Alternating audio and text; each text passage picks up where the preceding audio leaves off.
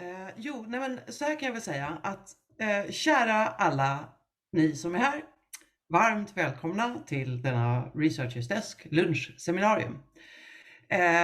Idag har vi den stora glädjen att ha Björn Oliviusson med oss, och jag hade den om möjligt ännu större glädjen att besöka hans aquaponiska odling förra veckan. Och det är ett minne för livet, och jag bara ser enormt mycket möjligheter i det här. Det är så mycket potential och det är så häftigt och annorlunda och spännande och alla superlativ som går. Så att Björn, varsågod. Tack så mycket. Då ska vi se om jag lyckas dela skärm. Så där, och så har vi den där. Så ska vi släcka ner så ni inte ser alla små slides. Så där ska vi. Så. Då så. Om jag fattat rätt så vill ni ha föredrag på engelska. So, hello everybody. My name is Björn and I am a biologist, and I have a little project on the south side of Stockholm. It was originally a PhD project at the Technical Institute, but now I run it more in a private capacity. I have a sort of different production for that I want to show you, and I like to show you the background to why I'm doing this. Originally started when I worked as a water strategist at the Haninge municipality dealing with water issues, and this was sort of the result, and I can show you a little along the way. But I will start a little bit with our current food strategy, because it's not very impressive. What we do now is that we treat everything as it's always available year-round in unlimited quantities.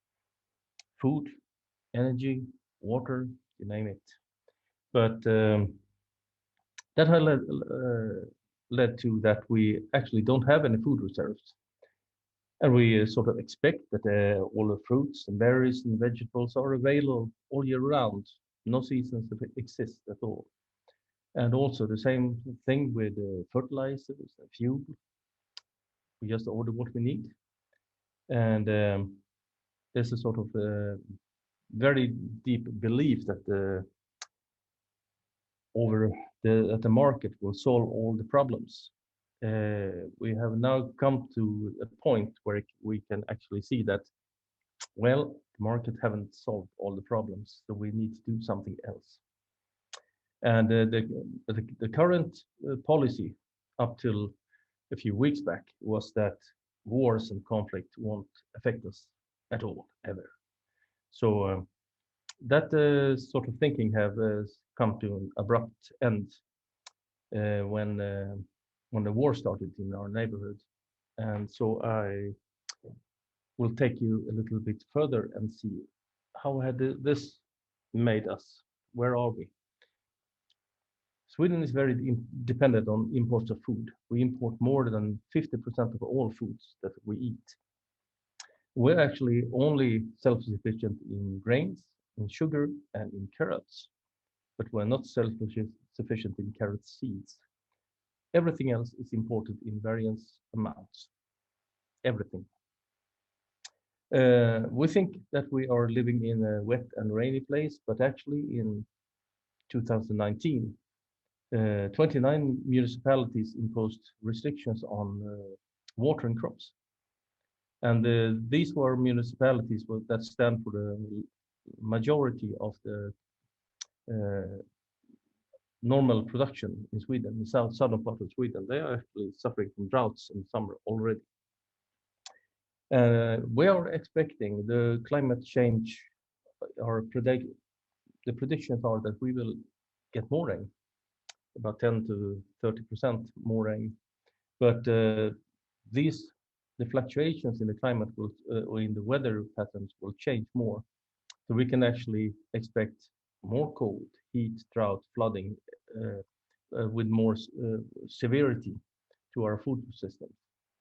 I don't know if you recall, I think it started there in 2018.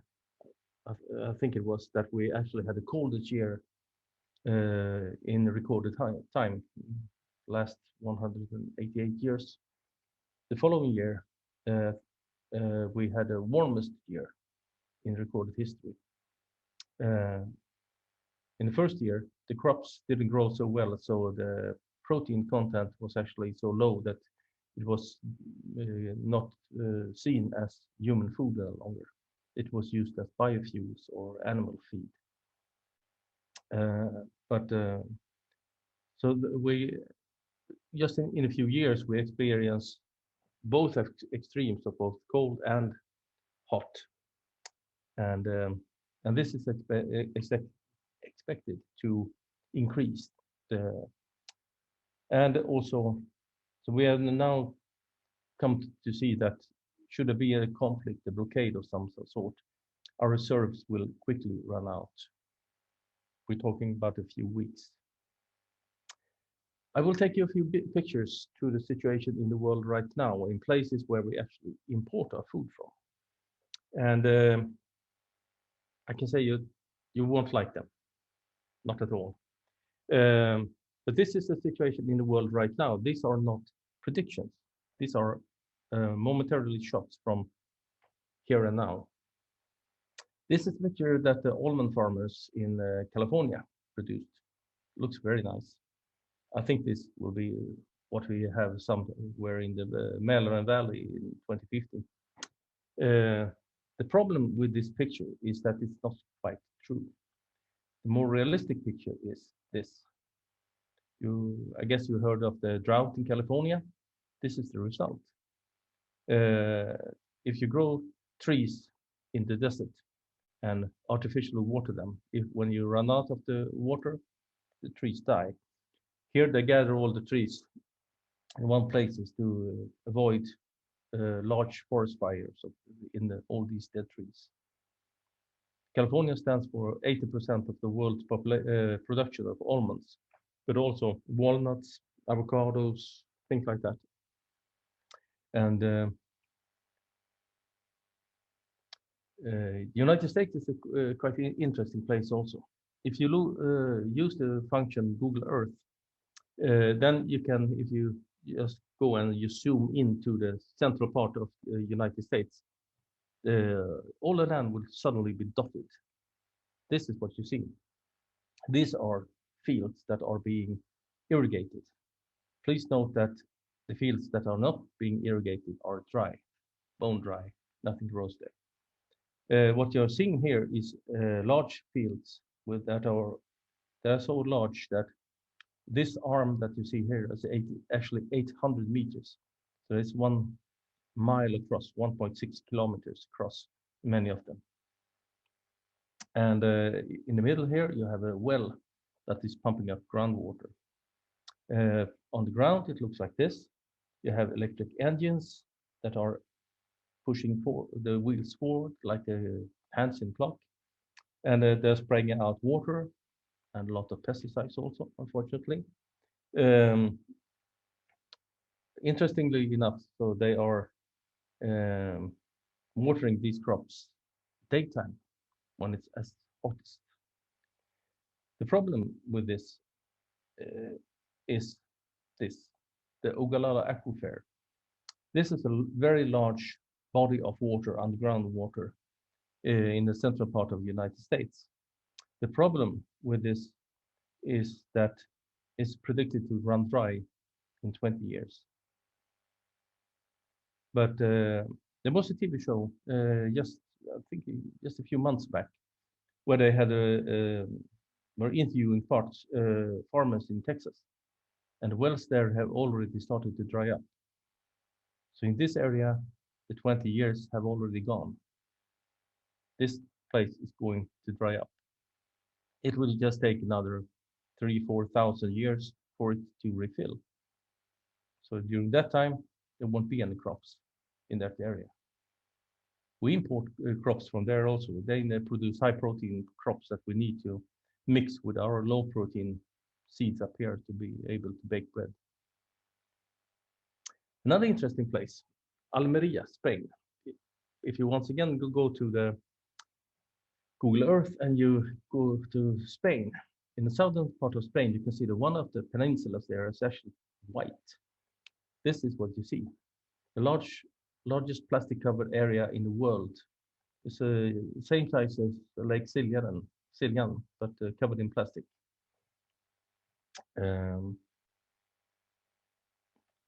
They have 340 sunny days a year, which you can find out that it doesn't rain much. So everything is 80% is watered by groundwater. They're now down to 200 meters deep and pumping, and the groundwater level is dropping by more than 1 meter a year. About half of all cucumbers and 20% of all tomatoes consumed in Sweden comes from this region.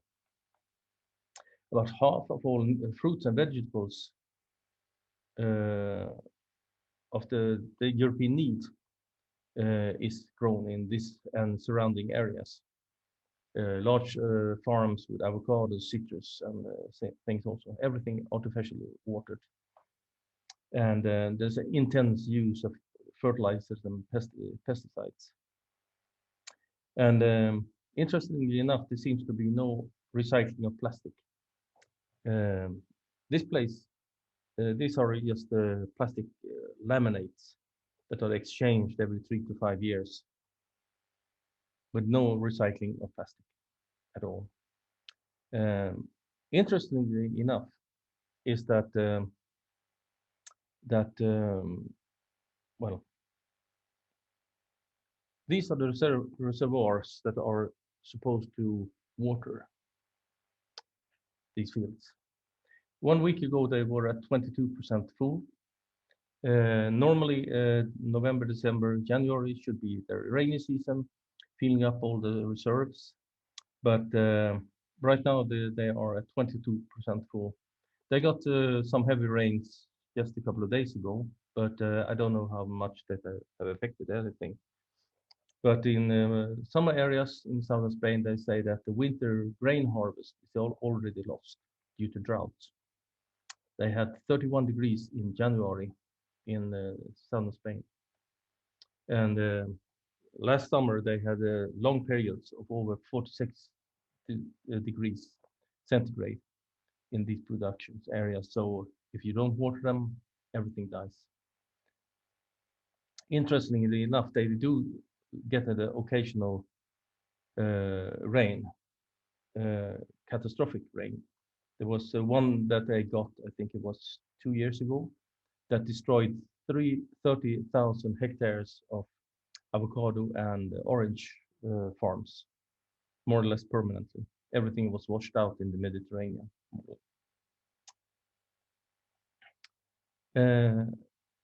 Another thing that we normally don't hear much about is a little fungus that is called Fusarium or Panama disease. What you see in the picture are banana plants. We import more than 200,000 tons, 22 kilos per person in Sweden. It's a large part of our diet, actually. The Fusarium fungus affected the bananas in the 40s and 50s, the crop that were grown there. And what they did was that they found another variety of banana, the Cavendish banana, that was not sensitive to fungus. And this Cavendish bananas was planted all over the world. But they are not planted by seeds. They are made from side shoots. So everything are clones. The problem with this is that the fungus have now mutated and are starting to affect the Cavendish bananas. They have now found it in Colombia, South America. South America stands for 80% of the world production of bananas. And those are the things that are coming our way, or did. Final bad pictures, is that these are the Victoria Falls in South Africa, in Africa. large area with coffee, tea production, much grain, corn, things like that. Also a very important income source. Millions of tourists come here every year, and very beautiful. The problem with this place is that the Victoria Falls doesn't fall any longer. During the rainy season, they do. During the dry season, the rains have decreased during a 15, 20 years period. So during the the dry season, nowadays, the Victoria Falls doesn't fall any longer. It's a bit hard to accept, actually, but it had been flowing for many millennia, and now it's dry.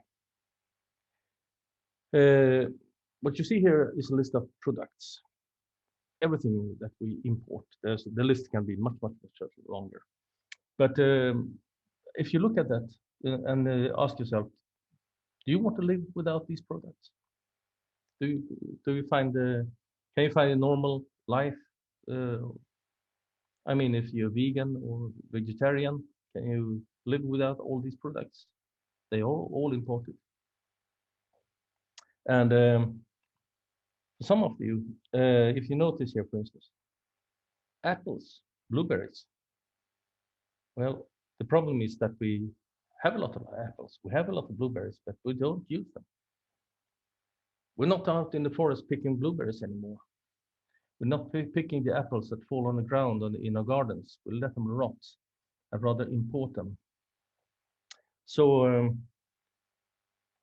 we're a rather import and pick what we have. That's pretty lazy. We also have plenty of space, energy, water. Still, we import. It's rather arrogant. Blueberries, for instance, we import labor force that for bad salary picks a lot of blueberries up in the north of Sweden, but the berries seldom reach us. They are exported to China, converted into antioxidants, and sold back to us, much more expensive. I mean, that's stupid. That's but apples, for instance, they're shipped from all around the world instead of storing our own harvest properly. I have two examples. I was down in Skåne in August, and I was my wife and I were out walking, and we were walking past enormous hedges of blackberries and orchards of apples. And then we went to the store, and there were no blackberries and there were no Swedish apples. There were 14 different kinds of apples, none of them Swedish, in the end of August. There were blackberries in a store from Poland, and also blackberries air transported from Peru. But there were no Swedish blackberries. And I promise you, if I went out with buckets, I could easily pick 50 liters in a couple of hours. Nobody picked them. There was no one out. So that's ignorant. It's stupidity. So our current thinking is that everything is always available for those who can pay. So we have to ask ourselves, is this what we have become? Lazy, ignorant, cynical? I bet we can do much, much better than this. So what do we need to do? If we don't eat Swedish produced food when it's not a crisis, then there won't be any food when there is a crisis. I believe that's very true. So what do we need to do? We need to climate proof our food productions. We need to create greenhouses. A little thing there. Holland is, Sweden is 12 times larger than Holland, but Sweden have 2.3 million square meters of greenhouses. Holland have 90 million. They're 45 times larger greenhouse areas. But they fuel their greenhouses with natural gas.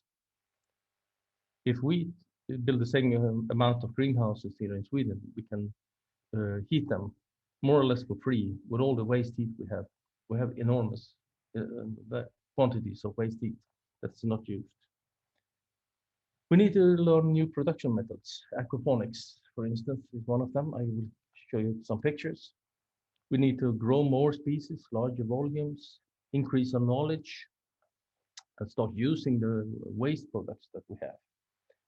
Grow locally, consume locally. We already know this. We're just not doing it.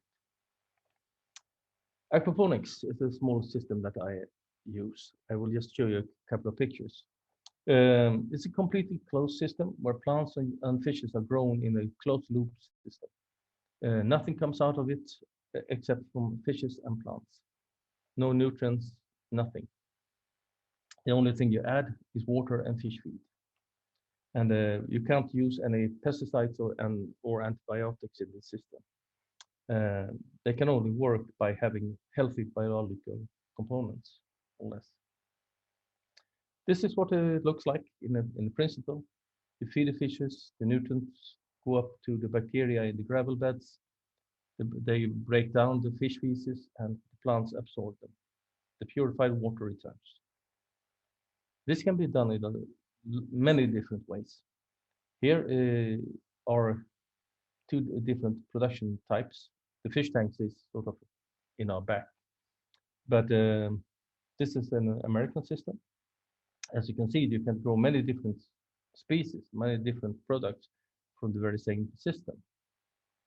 These are two other systems. This is one that I had the fortune of designing down in Småland. This is a Dutch banana production greenhouse. They have recently started to produce bananas in Holland, but they have not produced any production data, so they are commercializing it. So this is also what aquaponics can look like. This is what it looks like in my little greenhouse when it's tidy. There's absolutely no problem at all growing and harvesting bananas or papayas in Sweden. Actually, it's quite interesting to notice that the production time and production volumes here in Sweden are the same as if you were growing them on Madeira or the Canary Islands, where these plants come from. Very same, and the same production volumes as well. These are some of the things I grow. I grow a lot more than this, but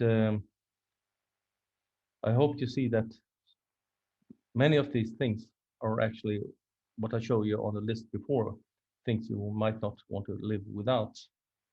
What you're showing here on the picture is the vanilla orchid.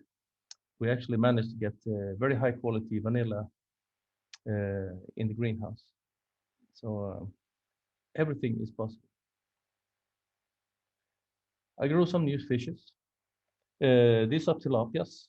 Few recognize them in Sweden. Many of our newcomers have had them for many, many years as a staple food, of course. This fish is a pacu. It's a South American plant-eating piranha, actually. I have a smaller variety of this one that I feed with leftovers. So they eat sandwiches, they eat peas, they eat avocado seeds, things like that. And they actually chew their food. So in my tank, the piranhas are chewing the foods, and then the tilapias are eating what's coming out of the southern end of the piranha.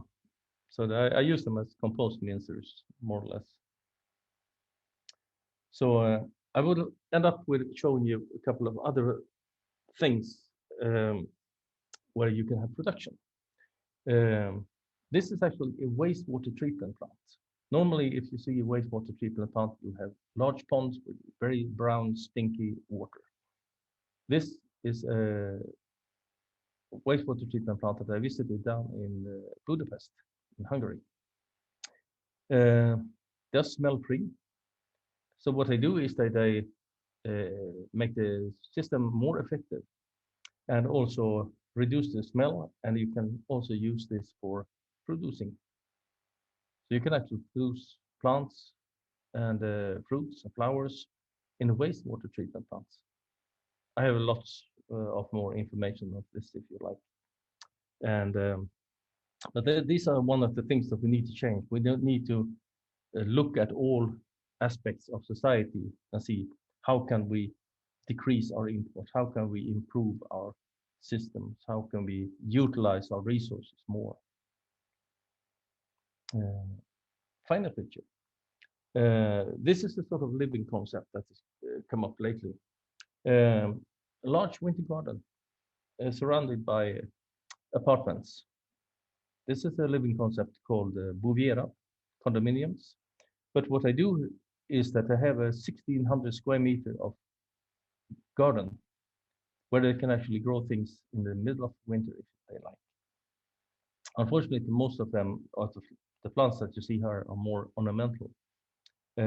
I've made a rough calculation that if you rip off out all the plants, but save all the chairs and everything, just replant the place with banana plants instead. This building can easily produce somewhere between 16 and 20 tons of bananas without changing anything else.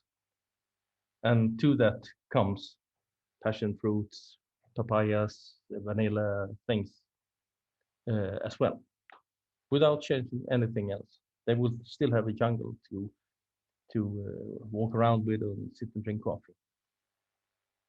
So I leave you with this picture. So just don't sit there, start growing something, anything actually. So I'm up for questions if you have some.